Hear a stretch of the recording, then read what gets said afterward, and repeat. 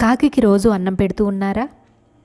అయితే ఇదే జరుగుతుంది. అదేంటో ఇప్పుడు తెలుసుకుందాం. రోజు కాకికి అన్నం పెడితే ఇంట్లో ఎవరో ఒకరు మృత్యు పాలవుతారని కొంతమంది అనుకుంటూ ఉంటారు. అలాగే తెలిసి తెలియక కొందరు చెప్పే మాటలు విని ఇప్పటివరకు మనం కాకికి ఆహారం పెట్టినా ఇక మీదట పెట్టడం మానేస్తూ ఉంటాము. కానీ ఇదంతా అపోహ మాత్రమేనండి. కాకికి అన్నం పెట్టడం ద్వారా మన వంశం అనేది అభివృద్ధి చెందుతుంది. ఎందుకో తెలుసా? కొన్ని ముఖ్యమైన రోజుల్లో మనం కాకికి అందించే ఆహారం మన పితృదేవతలకు చెందుతూ ఉంటుంది.